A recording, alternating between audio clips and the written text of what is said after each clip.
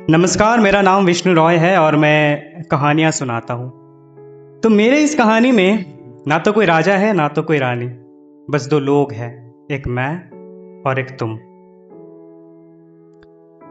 मैं मानता हूँ कि हर इंसान की ज़िंदगी में एक किताब होती है।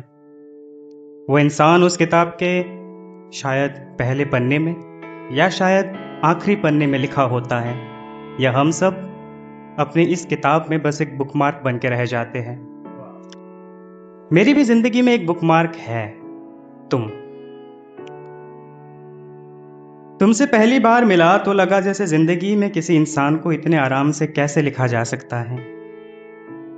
तुमसे बातें करना बिल्कुल घर लौटने जैसा था। कोई एक्साइटमेंट नहीं, कोई बटरफ्लाईज नहीं, बस सुकून।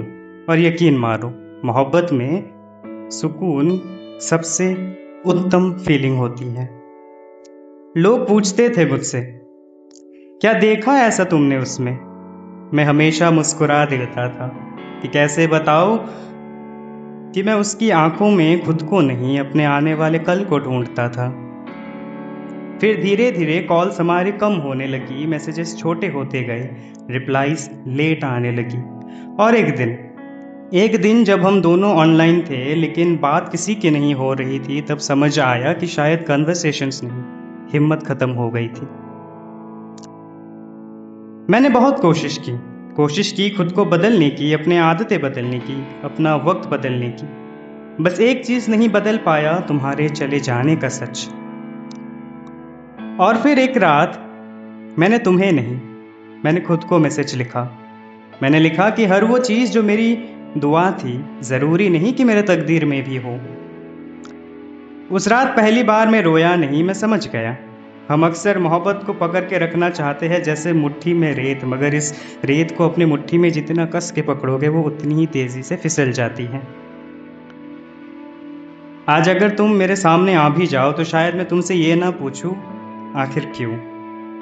मैं बस तुमसे कहूँगा शुक्रिया। शुक्रिया मुझे ये सिखाने के लिए कि किसी से मोहब्बत करना और किसी को पा लेना दोनों अलग अलग बात है। और अगर आज इस महफिल में कोई किसी को भूलने की कोशिश कर रहा है तो मेरे एक बात याद रखना, किसी को छोड़ देना उससे कम मोहब्बत करना नहीं होता। छोड़ देना भी मोहब्बत की सबसे ईमानदार रूप होती है, क्योंकि हर कहानी का हैप्पी एंडिंग हो ये ज़रूरी नहीं होती। कुछ कहानियाँ अधूरी ही अच्छी लगती है। कभी कभी एक दूसरे की यादों में बिन नफरत किए जीना भी हैप्पी एंडिंग होता है। इसीलिए अगर कभी ज़िंदगी तुमसे तुम्हारी कोई पसंदीदा चीज़ छीन ले तो उससे बद्दुआ मत देना। हो सकता है उसने तुम्हें खोने नहीं, बस तुम्हें बड़ा कर दिया, कुछ सिखा के गया। जब कभी जिंदगी बहुत भारी लगने लगे तो कुछ कदम चलना और मुड़ के देखना, आज भी तुम्हें तुम्हारा वो बीता हुआ कल शायद वही खड़ा मिलेगा। तो याद रखना कि किसी को भूलना बस भूल जाना नहीं होता।